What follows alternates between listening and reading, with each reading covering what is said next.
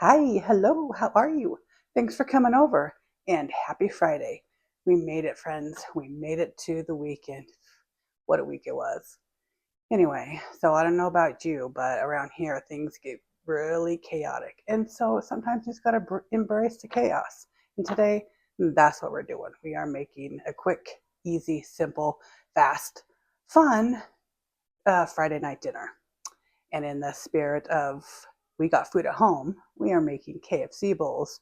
And I'm going to show you a little my rendition of Panda Express, a little teriyaki bowl. So grab a seat and let's get this going because we've got places to be. We've got to eat quick, and instead of going through a drive-through, we're going to make a little quick fix at home and then grab it and go. So let's begin. Okay, to kick off this Friday night, got things to do, but we've got food at home, so let's eat before we go. We have good old the kind of like I don't know what they're called, Barely Naked, or it's a name brand of lightly breaded chicken chunks, but this is a knockoff, the Costco version, about $4 cheaper. A little shredded cheese. You can use all cheddar or you can use all white cheese. This is Colby Jack, so it's white and yellow cheese. Frozen corn. I was going to do a can of corn, but I'm trying to make room in my freezer, so I'm just going to use this frozen corn. And 2 packages of instant mashed potatoes. And packaged gravy. Who are we? Who are we, friends? It's kind of like a semi-homemade. Everything is packaged. It's going to come together. The most longest part that's going to take is cooking the chicken. And I'm going to cook it in the oven, and I'm going to spray it and then toss it and then cook it cook it.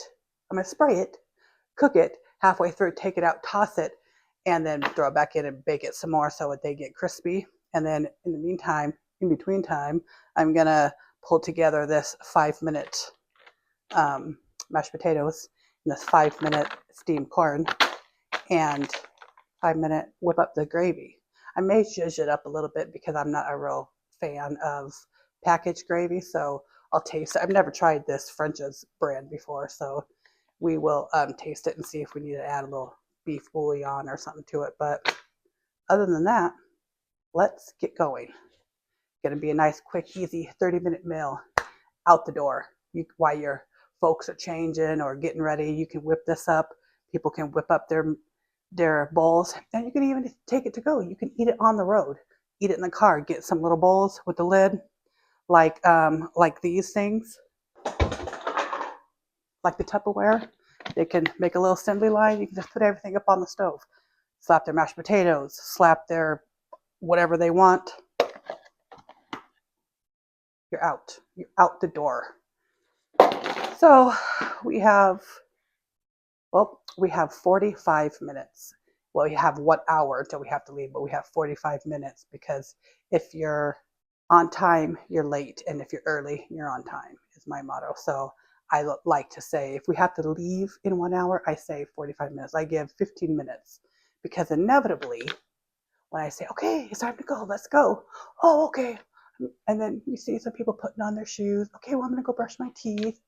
Like, listen, when I say we have to leave at a certain time, that's the time we are walking out the door and leaving. That's not the time to get ready to go. That's the time we are going. So I've learned in my 107 years of life to smudge the truth and say, kind of like, push the timeline back. So 45 minutes and we are out the door. So by the time this is done, they'll be ready to grab their stuff. And if they're done early, they can eat it. And if they're done late, a little bit later, get it. We have some plastic silverware and let's go. These things, if they make it home, great. It takes 5 minutes to wash. But if they don't, chuck them, throw them away. They're like a dime a dozen. So all that to say, let's get going. So I got my oven preheating to 400, and in keeping with the spirit of, well, we gotta go, like keep this quick and easy and using disposable pan. But kicking it up a notch bigger is aluminum foil, because I'm going to put aluminum foil in my disposable pan. And so that way all I have to do is take out the tin foil and throw it in the trash. And then I can just give this a little spray with the good old Dawn spray and wash and give it a zhuzh, rinse it out. And then I like to reuse these. I know they're disposable, but if they're just like a little soiled, I wash them and reuse them. But if they're like crusty, musty, like all caked on there, I just toss it. So give it a little foil, extra layer. Easy. Just trying to simplify life any way I can. Try to help you do the same. I think I may just make the whole bag because a lot of times it's easier to have it all cooked and then have it in the refrigerator as leftovers when it's already cooked, and you can kind of just heat it up. So what I'm going to do is I'm going to spray both pans, give it a little light little spray, and then throw my chicken breast evenly in here, or my chicken chunks. It says chicken breast chunks, that's why I said that. And then I'm going to give them a light little spray. That way they can kind of crisp up, so because it'll be on the soft mashed potatoes, and then with the cheese and the gravy, I want them to keep to be kind of crunchy, so they keep a little bit of texture, so they're not so like soft and mushy underneath all that stuff.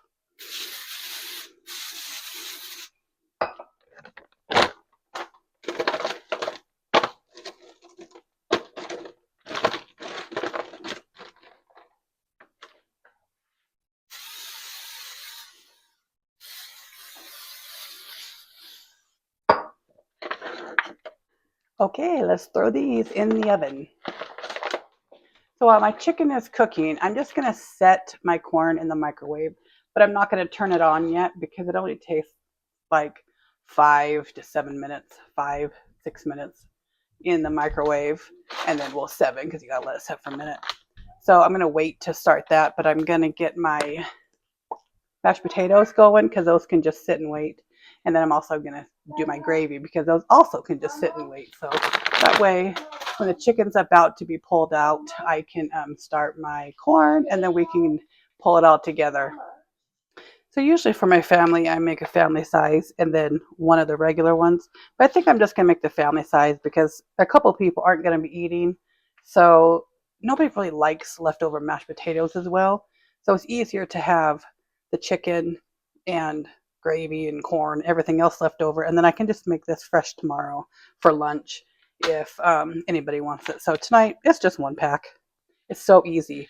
4 cups of water. Boom, that's it. But I put a little chicken bouillon in, and I put butter and salt and pepper. So it gives it a little bit more of a homemade taste. Semi-homemade is what we're doing tonight.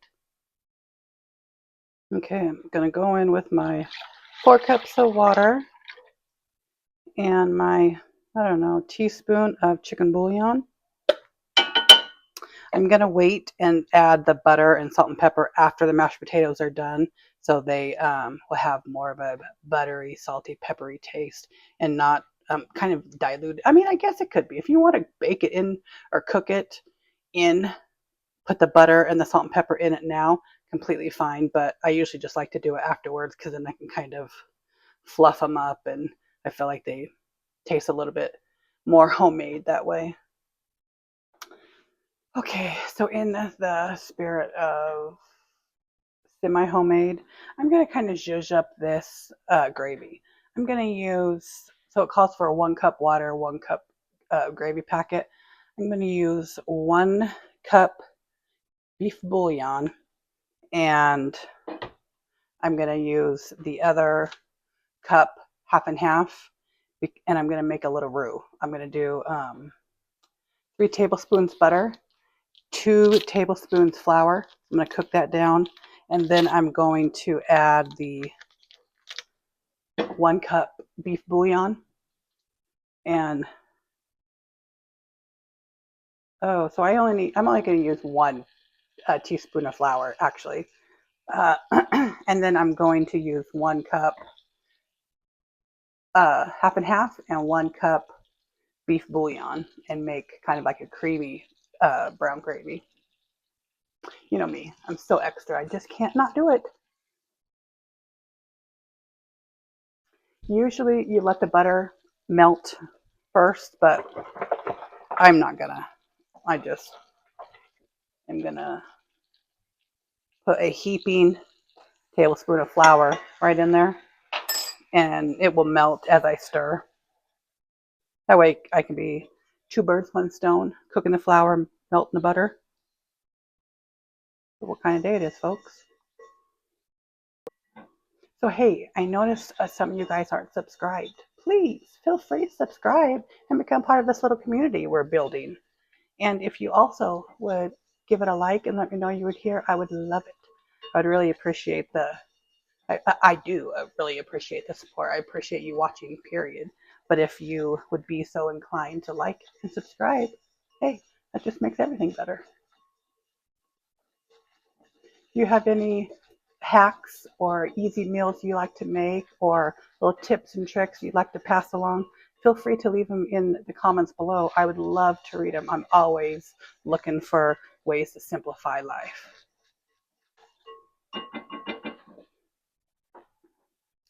Okay, while our flour just bubbles away, let's make up our beef broth.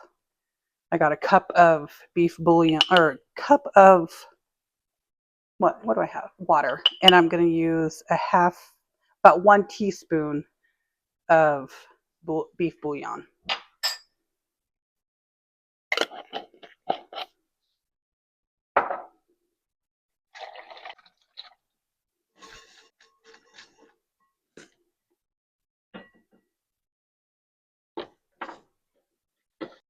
I'm going to add my half and half to my water, or my bouillon, excuse me.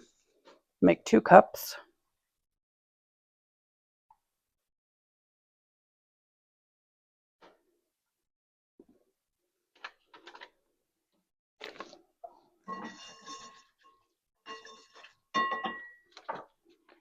And I think I'm just going to add my 2 packages of ground gravy to my broth, half and half mixture. Make it easier to incorporate. Then dump it all into the roux, and then it will thicken and make the gravy.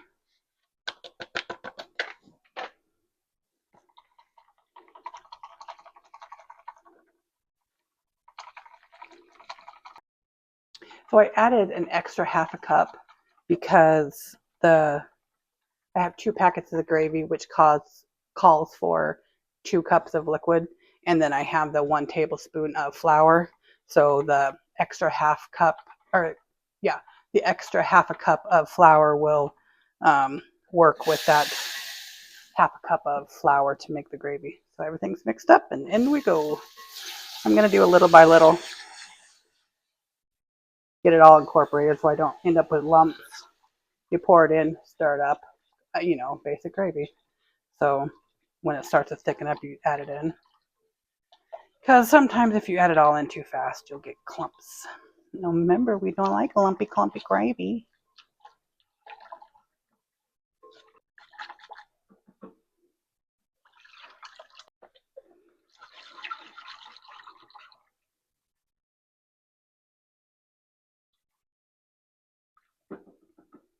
Okay, my gravy is a little thick, so I'm going to thin it out with some water.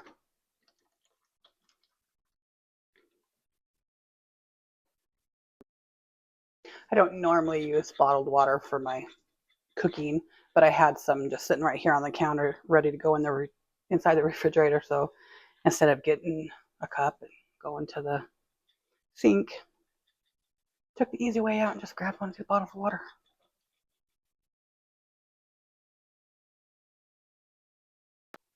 I'm adding about a half a cup of water. So it's 3 cups of liquid in all.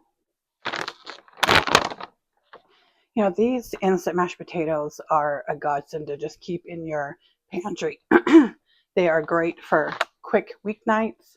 They are a great staple pantry item because they last forever. So instead of, feel free, get the potatoes, make the mashed potatoes fresh, all, real mashed potatoes. But these in a pinch, and they're cheap.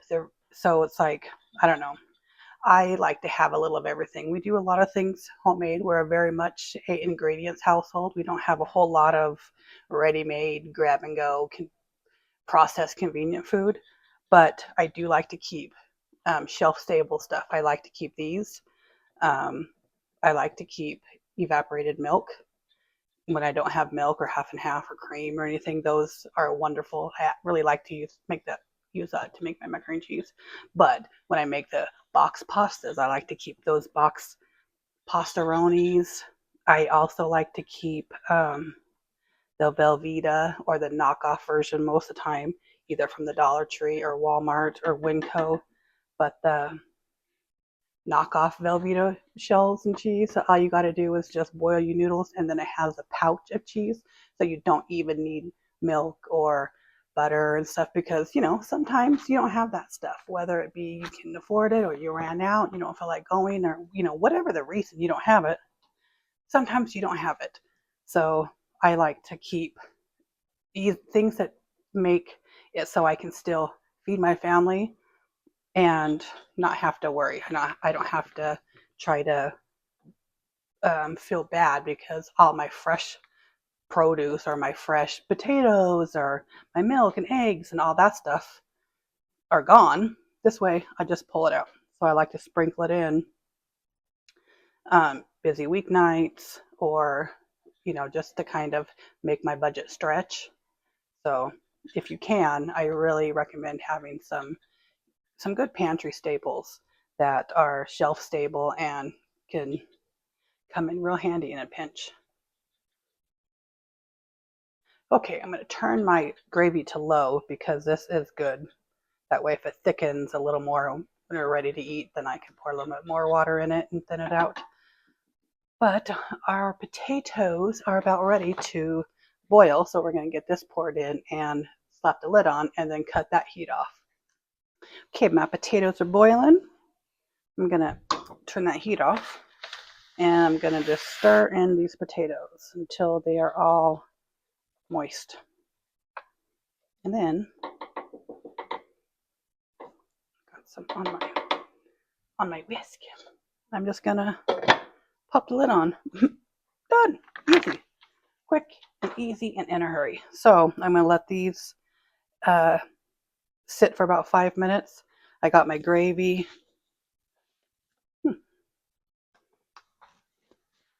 Where are you? Where are you? Here you are.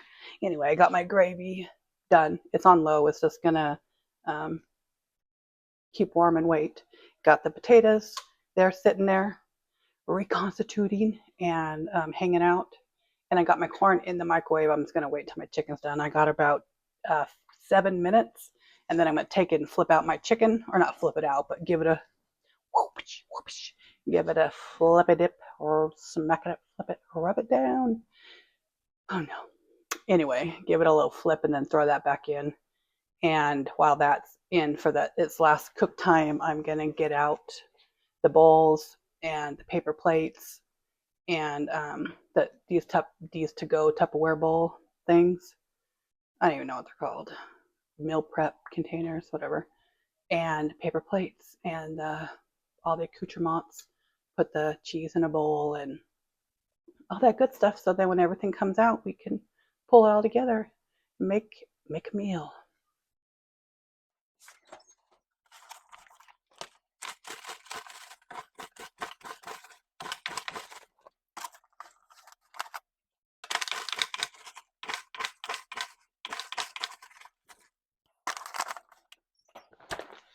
I'm actually going to serve my cheese. I'm going to set it in a Tupperware dish, just like this. So then when we're done eating on the way out, I can just, whatever's left, slap the lid on, chuck it in the refrigerator, and go. And I'm also going to do that for my gravy and my mashed potatoes. I'm just going to serve them in the pots that they are baked in, or that they're cooked in, because then I can just, like this, put the lid back on it, throw it in the refrigerator, whatever's left. If there's not very much left, then if I have time, I'll just throw it in a smaller Tupperware container and then put it in the fridge, and then same with the gravy.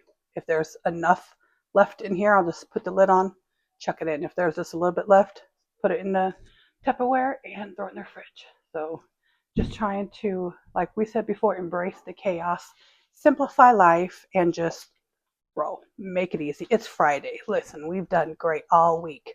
We deserve a break. We deserve to take the easier way out. At least we're still showing up. At least we're still feeding our family. Sometimes it's okay to be pretty okay. And today we're doing pretty okay. Okay, let's doctor up our mashed potatoes. Give it a little sprinkling of salt. We don't need too much salt because remember we put the chicken bouillon in there. And then a little hefty shake of pepper. We'll take our fork and fluff it up and mix it all around.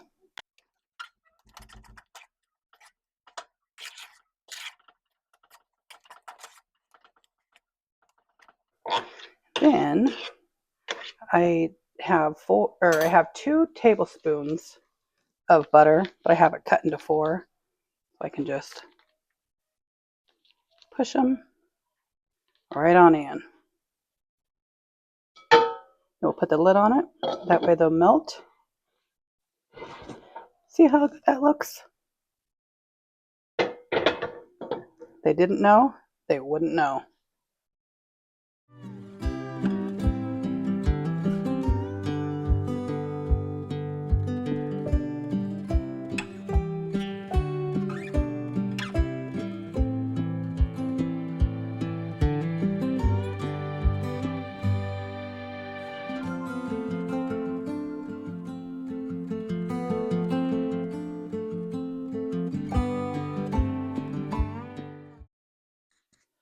So we're home.